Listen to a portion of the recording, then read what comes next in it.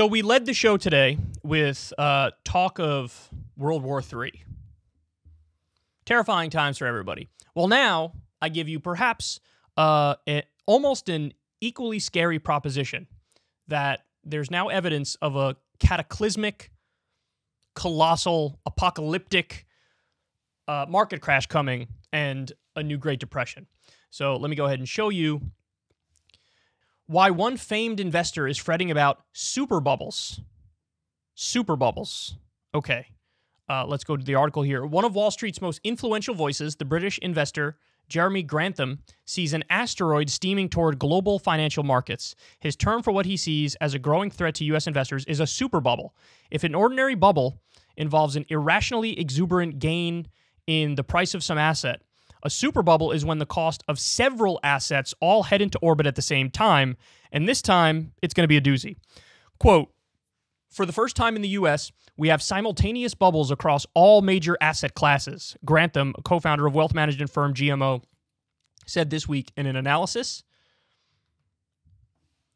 Over the last 100 years, the U.S. has experienced 3 previous super bubbles, according to Grantham. The crash of 1929, which triggered the Great Depression, the dot-com meltdown that began in 2000, and the housing bust that precipitated the 2008 financial crisis. Japan also had two super bubbles in the 1980s when the country's inflated stock and real estate markets crashed, he said. Red flags. Exhibit A in Grantham's case that the U.S. now faces a 4th super bubble, housing prices. After jumping a record 20% in 2021, housing prices are through the roof, even eclipsing the last real estate crash. Exhibit B. Investors have yet again forgotten a key lesson from past financial crises. What goes up must come down. The vast sums of money flowing into meme stocks like AMC and GameStop, cryptocurrencies, non-fungible tokens, that's NFTs, special purpose acquisition companies, and electric vehicle makers are a classic sign of bubble thinking. As Grantham put it, we have the most exuberant, ecstatic, even crazy investor behavior in the history of U.S. stock market. Exhibit C, fewer and fewer equities, usually blue chip stocks, perform well, while a growing number of speculative stocks do poorly. That trend, also visible in 1929 and 2000, may be due in part to professional investors crowding into safer stocks as they see the broader market blindly marching off a cliff. In this scenario, confidence first starts to erode for riskier assets. We're seeing that right now with crypto, for example, and like Netflix and Peloton, and then eventually dominoes into healthier stocks as investors race for the exits. Economists such as Hyman Minsky and economic historians including Charles Kindleberger have shown that while individual bubbles have distinct features, they follow a similar cycle. Some catalyst, like the emergence of the internet in the 1990s or the kind of financial innovation that fueled demand for mortgage-backed securities in the 2000s, opens new opportunities for institutional investors to get filthy rich. A bottom ensues as investors pile in. Gripped by fear of missing out, businesses and consumers alike get drunk on debt and bid asset prices up even more. But as the bubble expands even larger, some event eventually brings the merry-go-round to a halt, such as the 2008 bankruptcy of Lehman Brothers. That was the catalyst for the broader crash. And panicked investors sell whatever they can to offset their mounting losses. Pessimism is on the horizon. As Grantham, famous for correctly predicting bubbles and cashing in on them on behalf of his firm's clients, knows better than just about anyone, such events are often hard to predict, but his latest warning comes as even bullish investors are starting to pull back. After reaching new heights in 2021, the stock market is now wobbling, driven by a sell-off in technology companies, which entered correction territory this week. The S&P 500 has fallen 7% so far this year. Companies that until recently were the darlings of investors, including Netflix, Peloton, and Tesla, are hitting a wall. In the broader economy, inflation is rising faster than it has in nearly 40 years, straining Americans' budgets and weighing on economic growth. The Fed is moving, possibly too late, to lasso runaway prices by signaling its intent to raise interest rates at least 3 times this year. But the greatest risk, as in all bubbles, is that a critical mass of investors finally wakes up, said Grantham. Quote, when pessimism returns to markets, we face the largest potential markdown of perceived wealth in U.S. history. The largest markdown of U.S. wealth in U.S. history. That's terrifying. That is terrifying. So, there's a million things we could say about this. Let's start with this basic fact. In our current economy, the way it's constituted, when times are going well, it's privatize the profits, socialize the losses. So, in other words, when the wealthy are doing really well, they don't really take along the bottom 90% for the ride. But when there's a giant market crash, everybody gets hurt. Everybody gets hurt. So, like, many in the top 10% would get hurt, if not wiped out, as we saw in, like, 2008, for example. That top 1% is maybe recession-proof to one extent or another. But the bottom 90% would also get hurt, even though they don't come along for the ride for the good times. In the bad times, everybody gets hurt, and you would have even more, mass layoffs, for example, pay cuts, and things of that nature. And it appears like the chickens are coming home to roost. Look, this shouldn't be surprising to anybody. And one of the main reasons is we've had this decoupling of the stock market from the broader economy. I mean, this happened decades ago, but it's gotten worse in the modern era, where how could it be that, wages are stagnant, workers have been getting screwed for a really long time, but you have the price of assets, like the price of homes, for example, has gone up and up and up and up at a tremendous clip. How is that possible? Well, Richard Wolff argues we've had inflation all along, but it's in things like housing. That's where the inflation is. It's in the stock market more generally. That's where the inflation is. And this is in part because the Fed has pursued this policy of basically backstopping the stock market. And started in 2008. It was put into overdrive during the pandemic. I mean, the Fed was pumping $1 trillion a day into the market at the height of the pandemic and the original lockdown. And they started buying corporate debt for the first time in U.S. history. So you look at the current situation, and part of me says, hey, man, we're out of tricks here.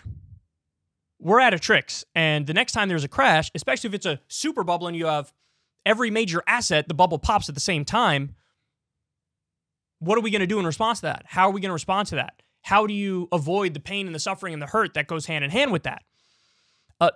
Particularly for the working class, how do you do it? So part of me thinks we're out of tricks, and when this bubble bursts, there will be phenomenal pain equal to or worse than the Great Depression.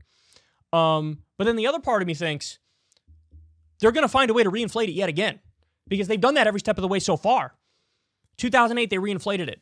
The coronavirus crash, they reinflated it. So what are they going to do? Are they just going to do the same thing this time? But here's the problem.